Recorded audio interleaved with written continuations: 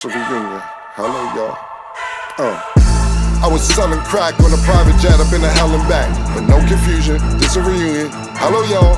Welcome back. Get murder here. He counting money. He said, "Can man, the hell with rap." I'm only here to shit on niggas and piss on bitches. Welcome, ass. I bought jewelry and bikes, nigga.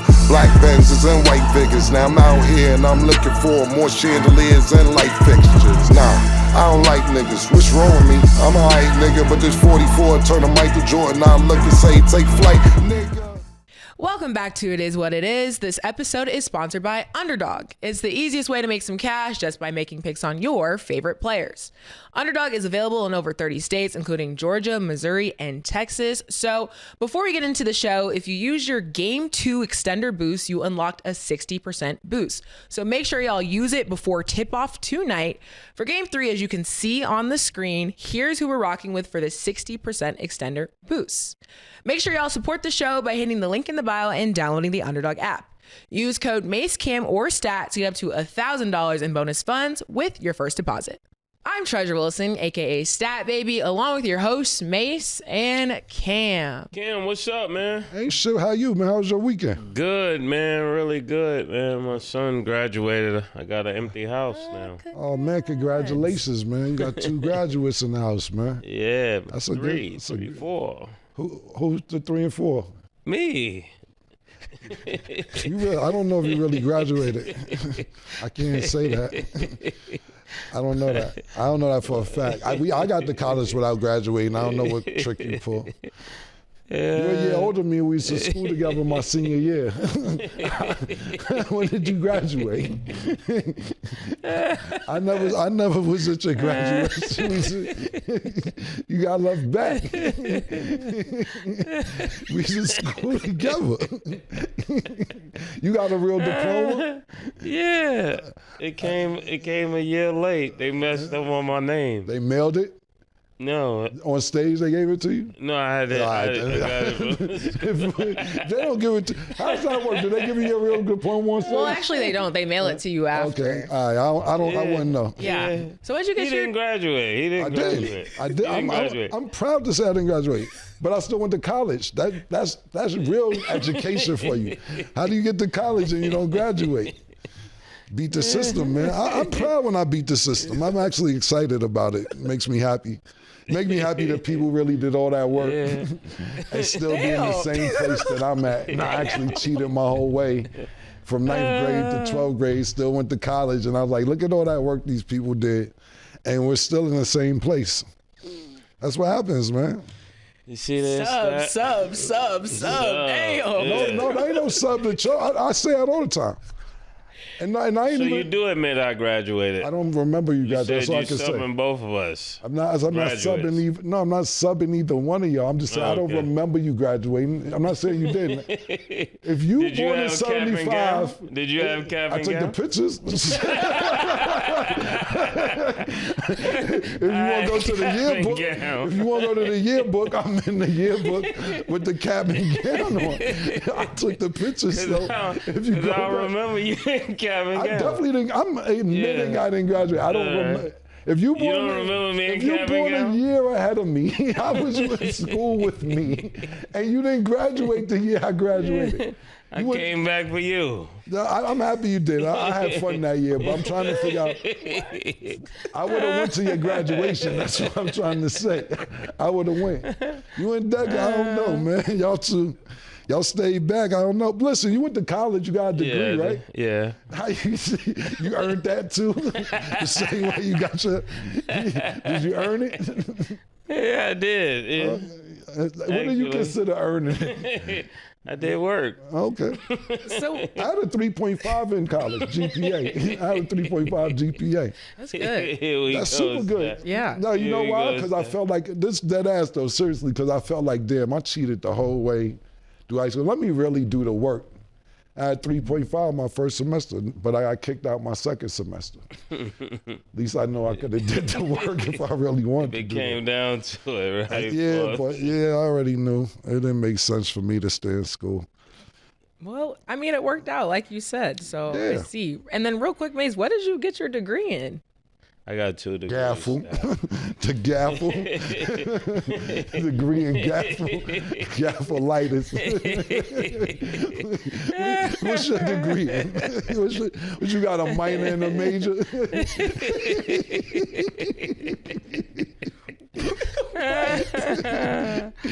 I want to know what your degree is. Me too. That's a serious question. I really do. I got to look on my fireplace.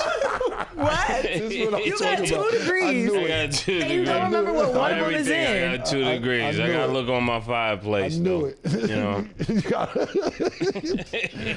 I got my diploma handed to me in college too. I sent it to my grandmother. They said, you graduated. Congratulations. I said, good looking. My grandmother was dumb hype. She's like, you did it. I was like, yeah, I did. So many questions, but I'll just be waiting to see what the degree says. I'm just curious. That's all. That's crazy. You don't know what your degree is. That's kind of wild, to be totally honest. The fireplace. What? Because on the fireplace is where you put all the degrees. What did you study, though? You know. What your classes were? No, I went to college for one thing, but I got honorary doctorate degree. That's because in what? He made a donation. When you get an honorary, anything honorary means you gave a donation. Anything they be like honorary. I just see Simone Biles get an honorary. Yeah, she did. Yeah. Anything honorary mean you famous or you paid, one or the other. How does Simone Biles just get an honor? What is the stat? What's the honorary degree? It's when the college gives it to you based on like what you've contributed or like something wrong. I knew it. I knew it. That's what I said. The contribution. The contribution got him a degree. I'm gonna go buy me a degree. Oh, okay. I'm gonna go buy me one. I'm telling you right now. Give me. I may not do it before the finals, but I'm gonna get a degree next season when we come back. Watch me have a college degree. You want to bet? I know you will. There's somebody watching that's going to want to do it. Yeah, they gonna do it, especially online classes now. Yeah. Guys, go to school. It's worth it. I promise. And if you don't, that's fine too. Just figure out the path that works for you. Well, get honored. That's it. School is, what your friends doing that graduated? They good? Yeah, actually. What they got going on, like your peers? Yeah, like Netflix, like working on movies. It depends what they want to do. I was communications, so it's a lot of like fun stuff. What are they doing? Some of them are in law school. They still in school, huh? Well, because law school, a lot of my friends went to go on and be lawyers, doctors, that type of thing. So yeah, it's still school. It's a process. What they doing on Netflix? Netflix and chill? Like, no. No, like brand marketing. I'm very proud of them. They're doing their thing. They work for Netflix or they interns? Yeah, no, work, like official. I'm going to check that out. That's the thing. Yeah, Miami's graduation rate, they've been doing their check that thing. So shout out to my friends, they're doing their thing. But it's hard. And some people come from I'm going to do the homework on this. I want the names and everything. Okay. So 5 of your friends, they all doing great. I can give you 5 friends who are doing amazing. I'll give you that, and I want to see your major. I'm not saying they don't. It's just hard when you get out of college. That shit is fucked up, paying back student loans. And that's the worst part. You get out of college, then you get any type of shit, you got to pay back student loans and financial aid, and it's crazy. I used to love them financial aid checks, though. Yeah, Pell Grants, TAP Grants. Yeah. Them joints was nice. They came in handy, man. Wow. Shout out to y'all. My loans were forgiven, so I'm very blessed about that. But okay, let's get into the game, which you guys are not wearing colors for today. I'm surprised. You kind of are, but it doesn't count. So the Knicks beat the Pacers 106-100. The Knicks are the first team to have 3 20-point comeback wins in a single postseason. Mase, what are your thoughts on their win? Oh, man, that game yesterday was really, really good. I'm starting to figure out what the Knicks are doing wrong and doing right, actually. This game, they just end up winning the game, but I think they have a poor strategy. I think it won't continue on as they were playing the game. They allow themselves to get behind too far, especially on an away game. But I am starting to figure out that the Knicks play better on the road than they play at home. And that's something that's always been an Achilles heel of the New York Knicks. And if they keep this up, they'll be out in about 6. Right now, Jalen Brunson is hogging the ball. He's basically Paul's doing that every game, and it's not allowing other people to get involved. But in this game, we saw Cat get going. Cat got a 20-point fourth quarter run on his own. And that's just really good for basketball, especially the Knicks. I've never seen a center take over the game like that. Even in all the years I watch with Patrick Ewing, a great center. But Cat is starting to look really well in the playoffs. Yeah, the Knicks look great. Starting going into halftime, they're down 20 at halftime, and then Indiana went on a 10-3 run, which cut the deficit to 13 at halftime. And I said to myself, the Knicks have momentum going into halftime, and it just carried over into the second half. They didn't let the Pacers get too far ahead of them. They stayed within reach. And then to Mace's point, Cat took over in the fourth quarter. He did a lot of this with Jalen Brunson on the bench in foul trouble. So by him, sometimes what Tibbs did yesterday was trust his bench. And he doesn't usually trust his bench. So that's exactly what happened when you got McBride playing well. And then they made a starting change and brought Josh Hart off the bench, what I thought gave them a little bit of electricity coming off the bench. But the Indiana Pacers took their foot off the gas, to be totally honest. I watched Tyrese Halliburton's game this game. And if it isn't a layup or a three-pointer, he's not shooting it. He has no in-between game, and that's maybe some of the reason that people are hesitant to make him a superstar and just keep him like as an all-star. He got to get an in-between game, because if they stop him driving to the basket, he just bounces back to the three-point line. Either you're going to shoot it, pass it, or shoot a layup. It's no in-between game with him. And if he works on that, he could be really good, because he's really good in clutch time. But the Knicks were actually -6 with Jalen Brunson on the floor. So this is a testament to Tibbs trusting his bench, bringing Josh Hart off the bench, and Cat doing his thing. Pacers just simply let their foot off the gas, and they got to realize in this series, as much as they're up 2-1, they could easily be down 3-0 as well. All these games were really close. So if I was Indiana, I wouldn't get lackadaisical, because I'll tell you right now, if they don't win this next game, I'm not sure they're going to win the series. Okay. So Jalen Brunson, we saw, picked up his fourth foul with 1:36 to go in the second quarter. So Mase, what's your opinion on the foul troubles he's been having? The foul trouble that Jalen Brunson has in each game that this has occurred, it just goes back to what we've always known about small guards in the playoffs. You normally don't win championships with small guards. I think you got one or two, probably three small guards where you're 6'1" and under that you win championships with, and this is when that starts to be a problem, because when you're getting switches, you're getting people trying to go for mismatches and things like that, he finds himself on the outside of where he should be. Like the last foul he got, the fifth foul, when he was trying to protect the basket, trying to cut him off and go into the basket. These are things you don't normally put yourself in position of, especially if you got four. But when you're smaller, people are just going to attack you because they just see a basket when they see you. So that's what I really think about that. And I think the Knicks got to do a much better job at hiding him, even though he's a great offensive player. When it comes down to it, every guard that's on Indiana is at least 6'3" and higher. So you'll find people looking at him like a mismatch. Even though he's supreme with the basketball in his hand, he got to get rid of the rock so other people can get involved. Yes, as far as this foul trouble is concerned, it's a couple things that I take away from this. Mase made a great point about him being a defensive liability. Even in close games, they take him out on the defensive plays just so he won't be a mismatch for Indiana when they have the ball on offense. So that's definitely correct what Mase said, 100%.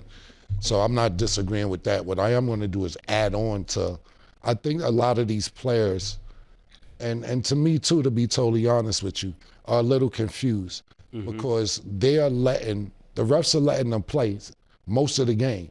Then sometimes it's a ticky-tack foul.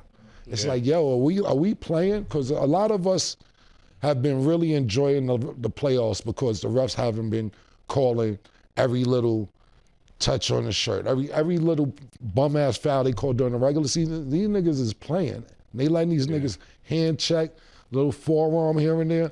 And it might be a new brand of basketball to some of these people because they're like, yo, this ain't really been going on. Even though this is third round and they've been consistent with letting them play like this, a few fouls have been ticky-tack fouls. So There was a couple that I seen Jalen Brunson get that I thought could have been overlooked just because of the way the referees are calling the game, absolutely. But the majority, I would say, if my take from it is 80% right what Mase said. He's a defensive liability. He's small. They're going to try and pick on him. But the same thing with Tyrese Halliburton. He's just not getting in foul trouble. They take him out in certain plays on the defensive end as well. So trying to hide him, trying to find good matchups where he won't get caught up to where he's too small. That's what they're trying to do. But what can you do when the nigga's averaging 30 plus in the whole postseason? Yeah. Okay. Yeah, I think with Jalen Brunson, he waits too long to play aggressive defense. I think when you're a smaller guard, you know this, Killer, from playing basketball. If a person is smaller, they normally pause all under the offensive player and being really scrappy. He waits until they start attacking to get aggressive, and that's where he gets a lot of his fouls from. He need to be aggressive from the very tip top when they get the ball, like pestering the ball, playing very aggressive. But I know when you're a scorer, he's not thinking to do that. But that's what gets him in foul trouble a lot, because he starts getting tenacious when they're going to the basket or when they're close in the paint, and that's not the time to do that. Okay. So let's look back to game 2. So the Pacers won that game 114 to 109. Mason, in your opinion, what do you feel like was the biggest adjustment that was made? The biggest adjustment that they made, I would like to say, is their energy, their body language and all of that, because it communicated something different. It communicated that they came to win the game. Sometimes when people show up, you could just tell by their body language they're presently here, but mentally they're not here. And that's what it looked like Indiana did. When they got up 20 points, they expected New York to lay down. This is why New York keeps coming back. People keep saying that this New York team is resilient. It's really the people that's getting them down are not killers. When you're killers, you put teams away. You get up 20 points, there's no way in the world I'll be in a game we're up 20 and we lose. It's not even possible, because when you up that much, you're supposed to just put the dagger in them, and they didn't do that to that team. When it was a couple of times when they was up 20, the adjustments that the Knicks made is just stay poised. Like, yeah, we're down 20, but we still gonna win because we know who we're playing. Each game that Indiana won was pretty much almost a close game. So when they win this game, they're not looking at it like, this team was that much better than us. And I think that's the mental adjustment that they're making. The biggest difference between game 2 and 3 was that the Knicks won. All these games have been tight, whether you up 20, whether you up 15, whether you up 3. This game has been tight. See, I think that we're losing concept of the fact that both teams were up a lot of points in each game, to the fact that no game has been outside of this one. This is the biggest winning gap pause in all 3 games is 6 points. Even though Indiana was blowing the Knicks out game 1 and everybody was like, damn, Indiana came back and won. They only won by 4 points, something like that. I don't remember, but it wasn't the overtime, and they had to win in overtime. Game 2, the same thing. Indiana was up, game 2, same thing. Indiana was up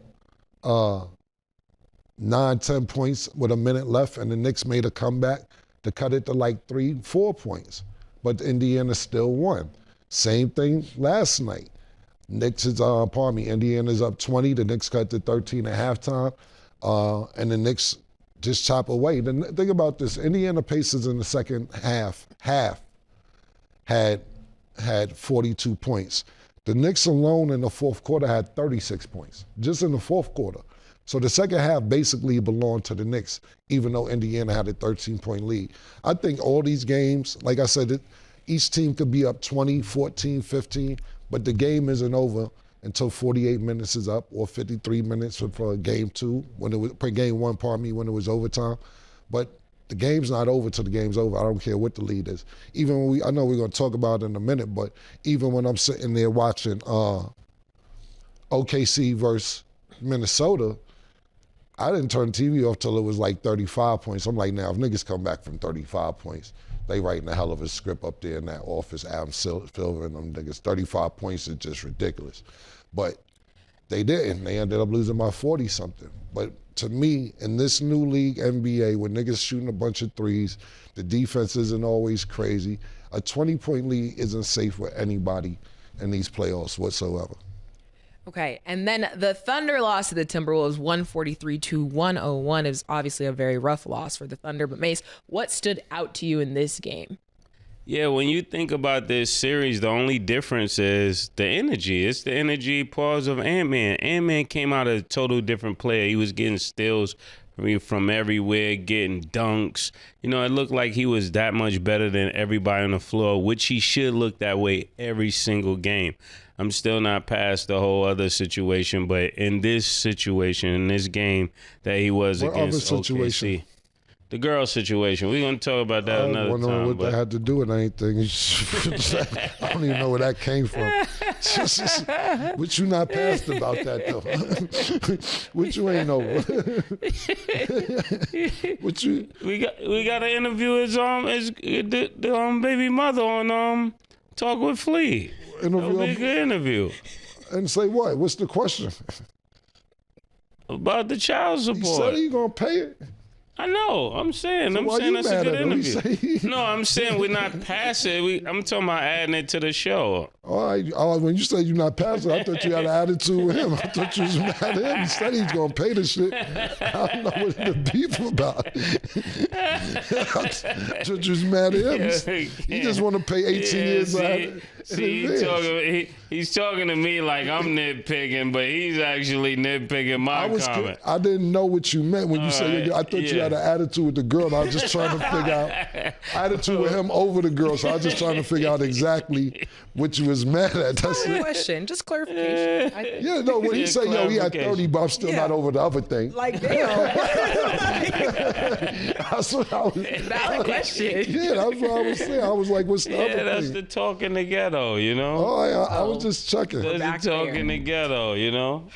I'm just, trying to keep y'all grounded with the ghetto, Cam. No problem. You know? Yeah. Grounded with the ghetto. I don't know. I gotta keep us grounded, Okay. What's going on in the ghetto? I ain't mean to stop your take. You were still in the middle of the game, man. It's my bad. The Wolves was playing really good. Even when I think of this game, even DiMincenzo tried to show up. But this whole OKC team, I think they're going to come back and win the next couple of games. I don't think this is really a problem. I think it's a burst of emotion, but not, I think, what the Wolves really need, even though they showed this kind of resilience to that game. They really need to show that they can be consistent. This is the only way they're going to become a championship team. They need consistency, which means they need focus. That's why I was talking about the other thing. Yeah, if I'm OKC, I don't make a big deal of this. Look, this game was pretty much over in the first quarter. They had 14 points, OKC that is, in the first quarter. They got outscored 34-14. Then the second quarter, they got outscored by 11 points. So basically, they was down 30 at halftime. And after that, I pretty much didn't pay attention to it because they gave up pretty much after the first quarter saying, okay, cool. Minnesota came out on fire. They came out aggressive, which they needed to do, even like the Knicks.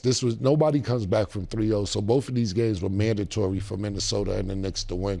But I'm not making a big deal out of this if I'm OKC. Do you want to lose by 42? Absolutely not. Does it look good? Absolutely not. But if you lose by 1 or you lose by 106, it's still one loss in the series. So the thing about it is we'll see if they can bounce back. But what OKC did do so far is protect home court. Now Minnesota needs to do the same thing, win another game at home, and then they got to steal one on the road if they expect to stay in this series. So we'll see what happens. Okay, so a take from Kendrick Perkins. He says SGA is the greatest Thunder player of all time. He said he already joined the company of Michael Jordan this year with 3 consecutive seasons, shooting over 50%. He hoisted up the MVP trophy, and now he's on his way to going to the NBA Finals, and he's going to win the NBA championship, and he's going to become Finals MVP. We're watching a young man right now who is the best perimeter player in the game of basketball. He's unguardable. Do you agree or disagree with this take, Mase? I really don't want to say anything about this because Perk said it. I think when I'm starting to learn about journalism that people say the most outlandish things to just make us talk about it, you know, and people like you write it in the notes and then we got to talk about it. If we're talking about OKC, this is the same team that had Russell Westbrook. This is the same team that had Kevin Durant and James Harden, and they actually went to the finals. But I think the only way he becomes the best this year as the best player to ever play in OKC, he got to win it all. But just going there and getting there and having an MVP type of year, there was other people that had MVP there. There was other people that dominated on the perimeter. There was other people that went to the championship. So I don't know where this is really surfacing from without the championship. Now, once he gets the championship, this becomes a valuable statement. But I think it's a little premature. If I had to give my Titletown expertise on it, it's very much premature. To be honest with you, I can't even disagree. Like KD was playing there. No, I'm saying I'm not disagreeing with you. And then if you really want to take it back and remember that OKC is really the Seattle Supersonics. You know, a lot of what people, are you talking about? Yeah, a lot of people don't know that. You know what I'm saying? That matters. You know what I'm saying? Like, the Oklahoma City Thunder are really the Seattle Supersonics. So, to Mace's point, you have to get to a championship at least. That's minimum. So, I'm going to leave Seattle Supersonics out of it and just act like it's OKC. If we're talking about OKC, I don't mind Kevin Durant right now. That's just my opinion. Russell Westbrook has 2 first-team All-NBA. Shea got 3 already at a young age. He's 25, 26 years old, and he's this is his 3rd time making first-team All-NBA. Russell Westbrook has 1 league MVP. Shea Gilgeous-Alexander has 1 league MVP. Neither one of them have a championship, but Russ did get to the championship. But let's think about Russ getting to the championship. Who did he get to the championship with? Kevin Durant. There's no Kevin Durant right now on Oklahoma City. It's nothing near Kevin Durant on Oklahoma City Thunder right now. And, you know, so I might put him second right now. If we're talking about all time, I'm not going to put him in front of Kevin Durant. And Mase is absolutely right. They did make it to a championship. But the team that made it to a championship had Kevin Durant, James Harden, and Russell Westbrook on the team, 3 future Hall of Famers. I'm not saying Jay Will ain't good for OKC. I'm not saying Caruso don't do a good job off the bench. I'm not saying Dort ain't really good. Hartenstein, Chet. None of them is James Harden or Kevin Durant.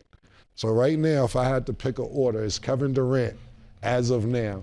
And then I can't argue with Shea Gilgeous being second at the moment. I got him tied with Russell Westbrook. When Russ was going MVP crazy and going triple-double crazy, Russ was dominant at the perimeter. So I can't, because of things going the way they're going now for Russell Westbrook, forget the fact that at one time he can wake up and get a triple-double. No, I'm not I'm going strictly on first-team All-NBAs. Yeah. But you're right, Russell Westbrook, I think he averaged 3 seasons with triple-doubles. But if we're talking about the 5 best players in the league, SGA 3 times done it. Russell Wilson 2. But I'm not mad at anybody who Russell Westbrook. I'm not mad at anybody who puts Russell Westbrook right now ahead of SGA. It's just all opinionated. But I'm just giving you why I would put him ahead. But it's not wrong for any of those answers at all. I wouldn't be mad if somebody put James Harden possibly, because he made it to a championship. It's all based about what your criteria is. Okay, tonight, Game 4, OKC versus Minnesota. Underdog has Anthony Edwards at 28.5 points. Do you have him higher or lower, Mase? I'm going higher. Lower. Okay, Julius Randle's at 30.5 points, rebounds, and assists. Do you have him higher or lower, Cam? Lower. Yeah, lower. Okay, and Jalen Williams is at 5.5 rebounds. Do you have him higher or lower, Mase? Lower. I'm going to go higher. Okay, make sure y'all download the Underdog app and you can make your picks too. Are coaches harsh or are people too sensitive? We will discuss after the break. She called this thing about toxic. 4 years and counting. Got you feeling like an option. Maybe I'm my own problem, babe. She tired of hearing I don't know. My stubborn in me won't fall. Dealing with this thing called trust. But she really thinking about it. She wanna be free. Welcome back. So Pat Riley addressed the media earlier in the month and doubled down on his comments, telling Jimmy to keep his mouth shut last season when Jimmy Butler made comments that the Heat would have won over Boston if he were healthy. Pat Riley said, "I will always say that to players. If I was coaching, keep your mouth shut and I'll see you next training camp and you get back on the court." Good luck to him, and I hope deep down in his heart somewhere he wishes us well too. So Mase, how do you feel about the verbiage, keep your mouth shut? Because a lot of people had problems with it. Do you think that language should be a problem? Do you not find it a problem? Why do you think people would be so upset about that? I think the people that could be mad with it, they could be mad with it for several reasons. Not that I agree with it, but because I kind of get what he's saying. But the people that are mad with it, they want their liberty to say whatever they feel. They want their freedom of speech, which they should have that right anytime they're speaking to express that. Sometime in a corporate setting, you don't get to say whatever comes to your mind. But on to Pat Riley's defense, he's basically saying keep it about the basketball. Sometimes you can make comments just like I did in the last take. I said something and Cam jumped in and said, well, what do you mean by this? And it takes the whole focus off of what it should have been on, which was about the game and man scoring the points. But now we're talking about, well, what did I mean about this young lady? The same thing could be done in this case. When you tell somebody shut their mouth, you're trying to alleviate and take out the fact that whatever you're about to say is going to spin this into a different conversation. And next year, instead of us getting better as a team, it's going to look like we already have dissension. We already have problems, which can affect, Summer camp or whatever else is going on. And as a well known Hall of Fame GM as well as Hall of Fame coach, he just understands the trajectory of those statements and he's trying to avoid it. It's crazy how, like, a nigga say Ant-Man is doing good and then they be like, yo, but I ain't over that shit that Shorty did or whatever. Then nigga say Cam distracted us from the whole last segment, by focusing on something that had nothing to do with anything, by asking something that wasn't a topic. The niggas, I made it not a topic as well. That is the wildest shit ever. That I made it about switching up the topic was. Like Cam did last topic. He said, made the whole topic about something, but his statement is, I'm not over what he did to the bitch. That's what he said in a nice way. He said it in a nice way so it sounds proper and polite and make me seem like I'm wilding. But it's okay. I just want to get a translation for the ghetto. Since we out here ghetto checking the last couple days, let me because he wants to be ghetto sometime he done. So I had to make that translation for the ghetto. But as far as Pat Riley, look, this is what I think Jimmy Butler heard. I think he heard boy at the end of that. Keep your mouth shut, boy. How you feel about that? Murder if a nigga throw boy at the end of it. That's exactly what he heard. Yeah. That's what made him go That's off. what I'm telling you. Like niggas say, I think he heard boy. Yeah. Keep your mouth shut, boy. Like it's a whole nother thing when you add boy. Keep your mouth shut in Florida. Yeah. That's what I'm trying to tell you. He might have heard boy at the end of keep your mouth shut. I think that to answer the question, though, seriously, is that it has to become a balance with older coaches and new generation players. What you could do with a player, 20, 30 years ago, or talk to them 10, 20, 30 years ago, you can't talk to them the way you talked to them that long ago for a couple of reasons. First of all, they mad sensitive. It's mad healing going on.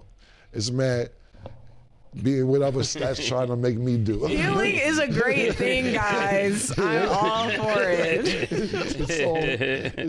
It's all type of healing going on. What do you mean by healing? She's racks up. That's what she says. Becoming a better person from within. Voicing your grievances. Yeah, just like talking to somebody about things Talking that it bother through. you. Yes. Yo, listen, it's some shit. I meant to send it to you too. It's some shit. It's hilarious on TikTok or Instagram or whatever. This shit is hilarious. It is niggas calling they homeboys at nighttime talking about niggas like, yo, what's up, nigga? What's good? He said, nah, I just called to tell you good night, sleep tight. Niggas is like, what? Yo, that shit. Say, yo, my man, get on my line with the dumb shit. Yo, that shit is the funniest shit I've probably seen in 2025. If you could find it, it's like 10, 15 slides of niggas calling they homeboys like, hey man, I just called to tell you good night. And niggas is like, yo, stop playing with me. I wanted to send out the stats so bad. Oh, good. This is what I'm talking about. Imagine one of the niggas was like, oh man, good night to you too. Like, yo, not one nigga did that, at least not on the ones they showed. So you have to deal with different personalities in this generation. When you talk to, it's a couple things. When you talk to players today, they're not as much as able to take what you say as just brush it off. Some of that shit is literal to them. They can't get over it. Can we have a meeting about what you talked to me and say, look, we played, you might have got mushed in your head, threw the ball at you. Like, and I'm not co-signing what this nigga did, but the nigga, Bobby Knight was malicious, throwing chairs at niggas, hitting niggas. Like Bobby Knight, if y'all don't know Bobby Knight, Google Bobby Knight. He was hitting niggas. It was ridiculous. I don't approve what Bobby Knight was doing, rest in peace. But, you know, it's a little more stern. I think that you have to find a balance now to talk to players. I think, to me personally, because the way Bill Belichick handled himself over the years, and I'm not saying it was right or wrong, it was just very cold and callous the way he talked to media, the way he exited with certain players, Randy Moss, Wes Welker, of course, Tom Brady, that I believed he didn't get a job because of his personality, because of the way people have to do things the way he says do them, because they equaled out the Super Bowls in the past. Bill Belichick is in the 70s, so some people may be like, oh, he's older, we may not want this. But you know who's a player coach in their 70s? Pete Carroll. Pete Carroll just got hired for the Raiders. He knows how to talk to them. You can see on the sideline Pete Carroll high-fiving niggas when they get off the field, player morale. He's a player's coach, and I don't think certain coaches or GMs for this matter, because we're talking about Pat Riley, are in the mood for discussion. His attitude is, I paid you. Now go out there and do what you're supposed to do on your end. And a lot of players is like, yo, man, you're supposed to pay me. They don't have that old school mentality. We always talk about Pat Riley's resume, how he's been in the championship every decade, whether it's GMing, whether it's coaching, whether it's playing for the last 6 decades. So his resume is impeccable. And sometimes when he's talking to players, he may feel like, yo, my nigga, I'm in my 70s and been doing this 6 decades. You do the math on how good I am. And at the end of the day, I don't think that always resonates with players. Well, it's the right thing to do and tell them the truth. Cool, but when it's time to renegotiate contracts, you may not get a lot of people to come there. You got to think about this, right? Miami, the weather's nice, a lot of nice females down there. You can't beat it, but it's hard to get people to come to Miami because they know they have to deal with Pat Riley. This is somebody who took away LeBron James chocolate chip cookies on the plane just to be petty. Like, why wouldn't you give LeBron James the chocolate chip cookies if he wanted the chocolate chip cookies? It don't make no sense. This is somebody, now when it was time to renegotiate with LeBron made him fly to LA and told him, now I'm going back to Cleveland. Made him fly across the country to fly right back across the country because of petty shit like this. Think about how much Dwayne Wade done for the Miami Heat, whether it's taking a pay cut to get LeBron James and Chris Bosh down there. And then when it was time for him to renegotiate with the Heat after LeBron James left, Pat Riley didn't want to give him the money, to where it looked crazy, to we're looking at Dwayne Wade play at the Chicago Bulls, then go to the Cleveland Cavaliers. Dwayne Wade should have never left the Heat one time, whether he's playing good, bad, or anything. His whole career should have started with the Heat, ended with the Heat, because he was Wade County. He gives Shaq his 4th ring. It's no 4th ring for Shaq if Dwayne Wade isn't there. It isn't LeBron's first 2 titles if Dwayne Wade isn't there. And even when Shaq was there, Dwayne Wade got the MVP of the season. And Pat Riley don't want to renegotiate his contract? A little bit stubborn. I think over the years we've seen certain coaches such as Greg Popovich, somebody who's known to be do things my way, do things this is the way it go. Over the years, you see him become friendlier because of the personalities he had to deal with. He can't just tell Wemby anything like he told Manu Ginobili or Tony Parker because they was coming into America just trying to find a job. You have to talk to these people different, especially now when you're dealing with NIL kids that are going to come in with millions of dollars already, possibly. So now you're already talking to somebody crazy. He's like, yo, Pat, I got mine. I'm here to get more, but I ain't Pop. So it's about balancing to me, and especially with the new era that we have going on with people's feelings and emotional and healing. You have to know how to talk to the new healing generation. The new healing generation you got is crazy. Kim crying. Yeah, man. See? The powers, man. Yeah, he said he hasn't done that. Okay, so I think this brings up an interesting conversation because I think people interpret disrespect in different ways. Even though, Pat Riley said keep your mouth shut, I don't think that's bad. But if somebody told me to shut up, I feel like that's disrespectful. So in you guys' eyes, whether it's been like a coach or like an authoritative figure, I wouldn't say corporate because What's the difference between shut up and keep your mouth closed? Shut up is rude. Oh. Nobody should ever tell you shut up. Keep your mouth shut. I can receive that. You can hear it. Shut up, no. Shut up. Girl, bitch, nah. Oh, I get it. That's how I interpret it. But everybody's different. So back to the question, have you guys ever been in like a setting, whether it was like a coach or like, because have you guys worked in corporate? Do you? No? No, but our coaches said all of that. So yeah. That's normal. Yeah. That's normal. Well, like, so in you guys' opinion, what would you guys consider disrespect? Because like, I don't really feel like y'all get offended. So like, what tier would that kind of be for you? Or you just don't get offended? For me, it's only disrespect you put your hands on me. Other than that, you say whatever you want to say. Because we grew up with people, our coaches was very abusive. This is the healing I'm talking about. According to the definition. Our coach told us one of the players' moms was smoking crack and he seen her outside copping. And y'all letting him everything. Y'all letting him, his mother go out and buy crack. What? Everything is blamed on niggas. We had a rude coach, man. Yeah. Shut up ain't even nothing. Yeah. Shut the fuck up before I punch you in your mouth or that. You hear all that. Like, that wasn't even nothing. Not at all. Corporate? Yeah. I was the boss at corporate. By the time I got corporate, nobody could tell me what to do. I walked right into corporate like this. Boom. Nigga. Give me my offices and shit, set my niggas up. I ain't really corporate. Only corporate is when I got the joint venture deal, a distribution deal, and it was joint venture deal. I don't know if y'all know what that is. I mean, we 50-50 partners. So when I got corporate, Def Jam was my partner. When I got a distribution deal, that means I got 80% when Warner Brothers was my partner. So when I went up to corporate, I never had a boss. Time I turned corporate. Y'all are shout out to Def so Jam, relatable. shout out to Warner Brothers, Tom Moskowitz, my man, Joey IE, Kevin Lyles, Leo Cohen, Julie Greenwald, Kaiser. Those are my partners. I don't know. So, yeah, that's not relatable. So, like, have you guys never been offended? You guys don't get offended, I feel like. No. Yeah, what's there to get offended about? Yeah. I agree with Mase, man. If you ain't touching me, it ain't really like too much. Sometimes I get offended when somebody know they shouldn't be playing with me because I'm mad funny at them, like on Instagram, like, yo, you lining me up just because you want attention, because you know I'm nice with the apps and I'm nice with the captions.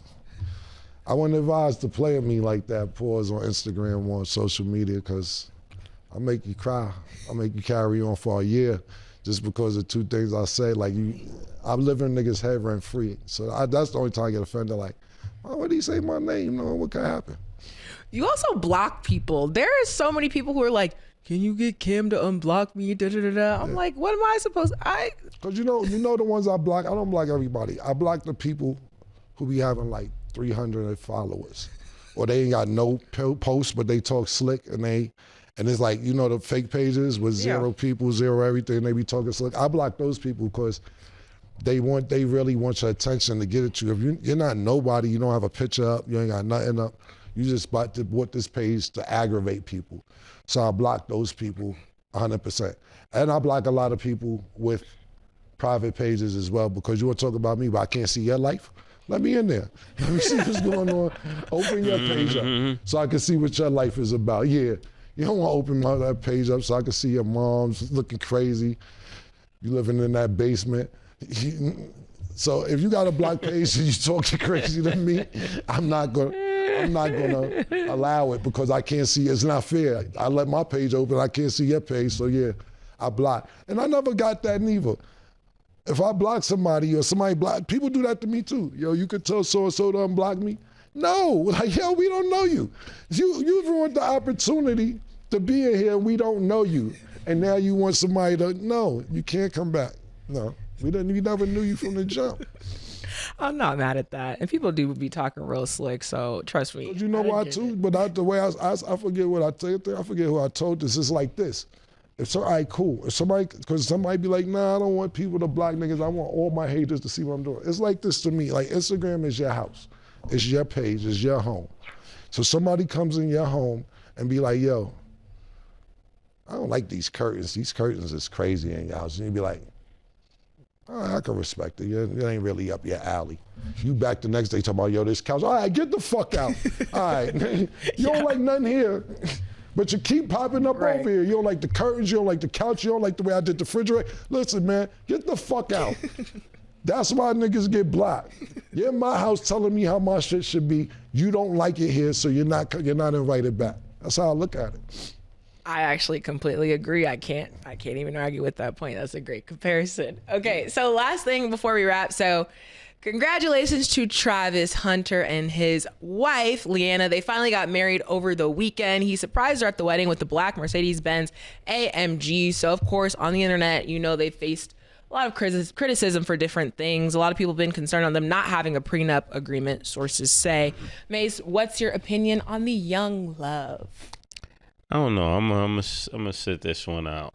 I think when it comes to the young lady, she does have like different things that have transpired for me as a dad. If that was my son, I would definitely be concerned about it. I think there's other ways you could protect his assets, but I definitely would think he should look in the direction of protecting his assets. Maybe not with a prenup, but there's other things you could do these days. Yeah, they'll try to hit you with that shit. Why I get a prenup if you really love me? If you really love me, sign the prenup. What you here for? If you here for love, just sign this joint and you don't get none of my money because the love is free. What you need? What are we doing here? I'm not signing. I mean, do what you want, Travis. That's up to you. I'm not signing a prenup unless Shorty getting as much money as I get or more than me. If you're not getting more than me, you have to sign a prenup. It just works like that for me. I don't get it. I don't know why love needs to be defined by a piece of paper. Why we can't just be love each other and do paper? What paperwork got to do with it? Look at Remy and Pat. Shit going crazy all weekend over that, man. Shit, wow, my nigga. All because of this piece of paper. They was black love. Now, I'm not taking nobody's side. Remy's my friend and Pap's my friend. I don't have a side in this. All because of some paper, shit is messy all weekend. Remy pulling out pawn shop receipt, talking about her Cartier bracelet is missing. Pap talking about he knocked the nigga out that she dating. It's been a mess all weekend. You know why? Because of this piece of paper. You're a girlfriend or boyfriend, just leave. And I know Squad is right. You ain't staying that long to where you think you live here. Because they'll run that too, fellas. Don't get caught up in that. try and kick her out, and it's been 8 months, and now she got squatters' rights and all that shit.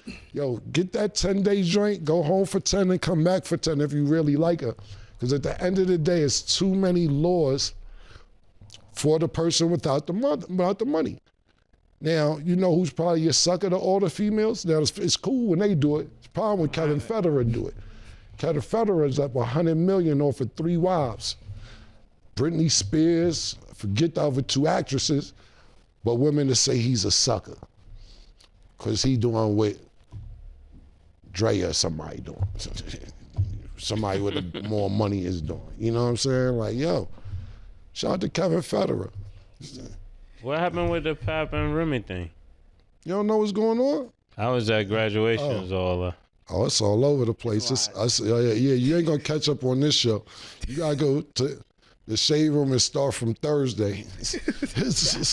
Basically, it's been alleged over the last 2 years probably that she was dating the battle rap dude that she was messing with. Yeah, I heard of that.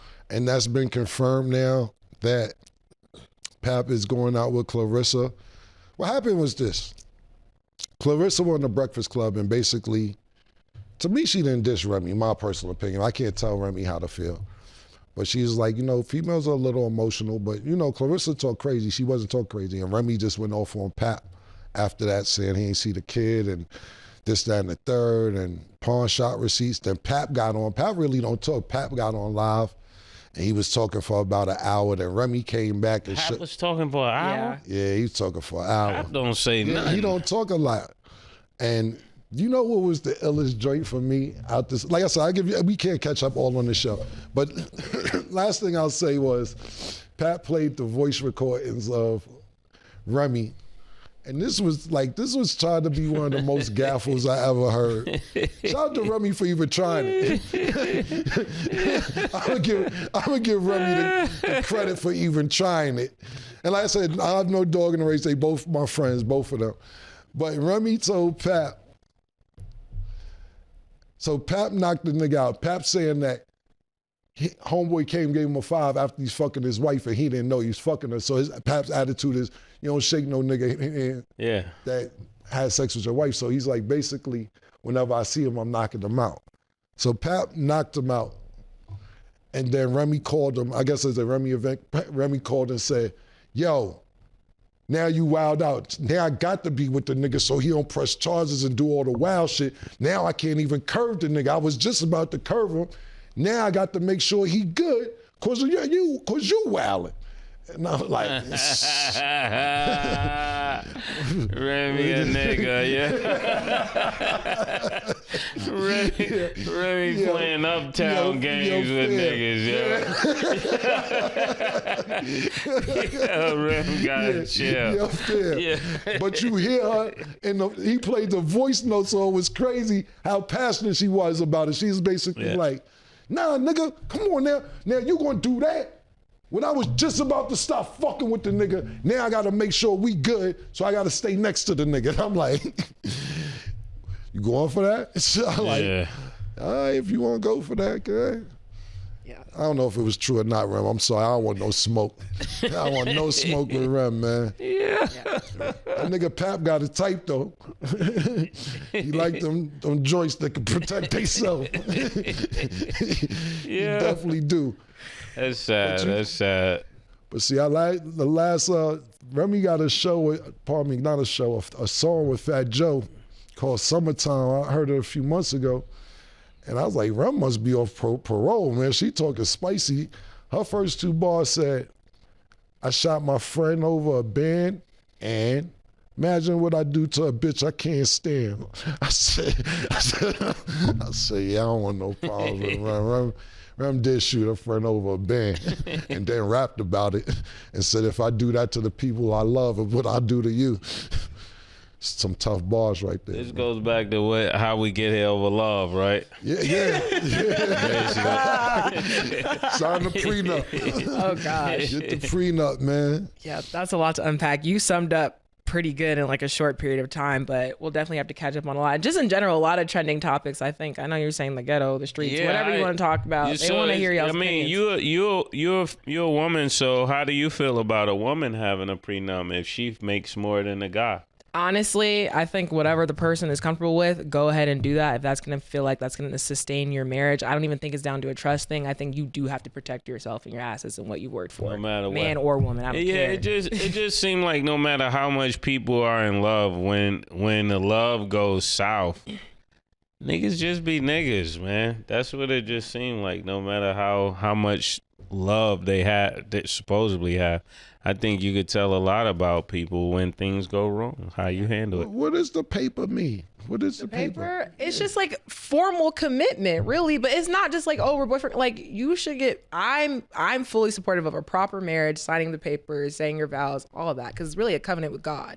That's how I see it. So, I think it's like you're supposed to be vowing before God that you're gonna do everything that it says, but when you look at it in context, people don't do what it says. It says for rich or for poor. A woman ain't gonna be with you, you poor. It said in sickness or in health.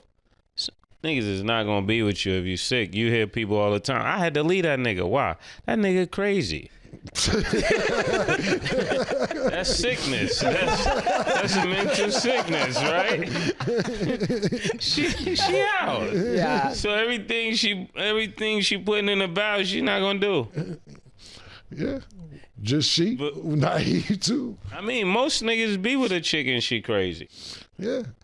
And all the cheating too. Yeah. Cheating be crazy, man. Like, yo. Yeah, it's for better for worse, in sickness or in health, to death do us apart. That's but important. death do them apart. Well, Will and Jada the only ones living like that. The death do you part joint, my nigga. I guess they serious about they shit. They pushing that shit to the limit. Outside that, you can't get me to sign nothing.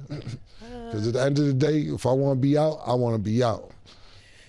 And if you want to be out, you be out. Guess that. That is why, marriage isn't for everybody. But if you are in love with somebody, it's a beautiful thing. I just feel like, especially the representation I have from my parents, they've been married 20 plus years. Like, I just love them together. So I just love that. Yeah, because they from the Happy Days era. That's when it was clicking. They from the but Fonz and all. Some people...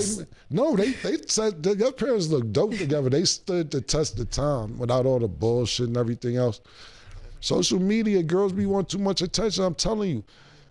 Soon as a nigga why he liking your shit? Why is he under every post? I remember I had a girl one time, right?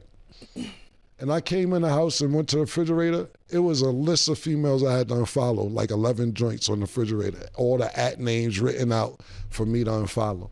What? That ass. I just think you attract crazy. Whatever.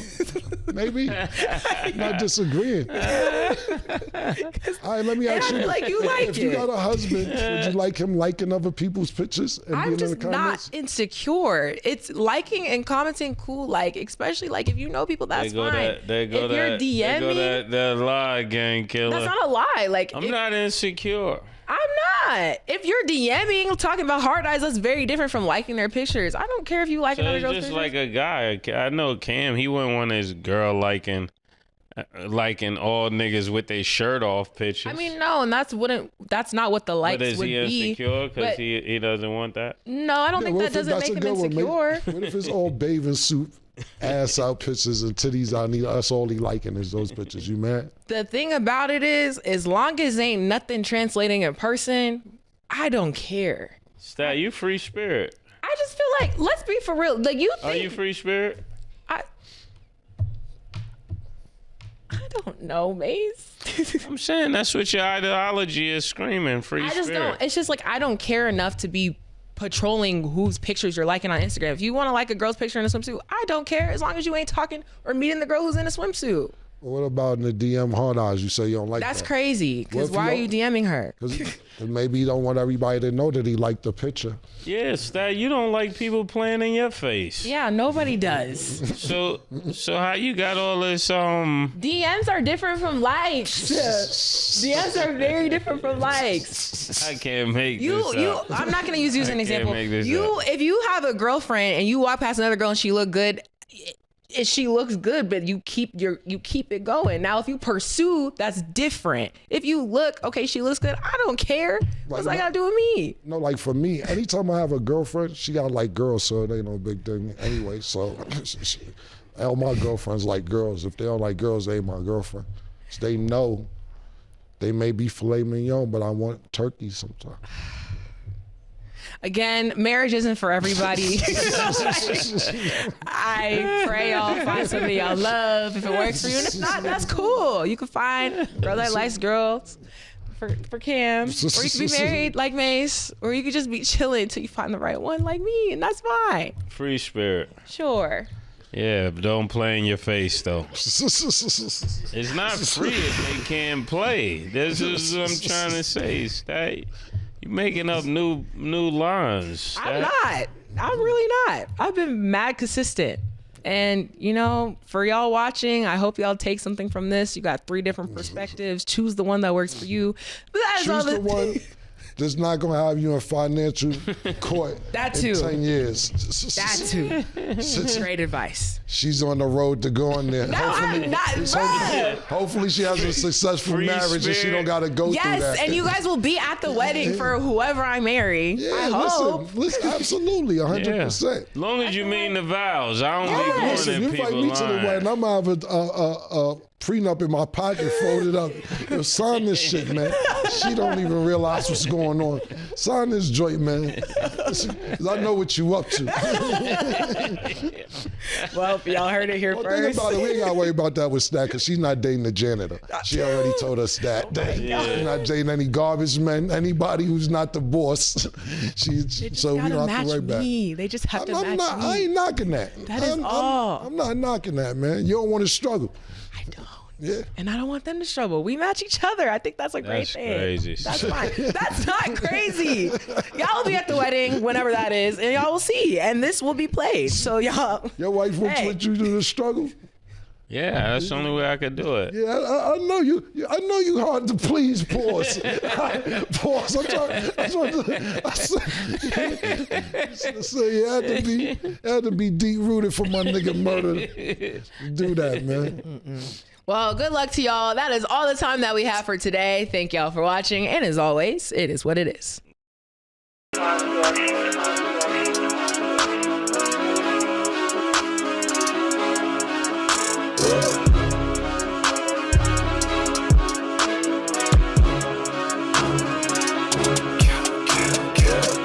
What you want, nigga? Everything, nigga, super size. 2 Big Macs, like when they doing them 2 for $5.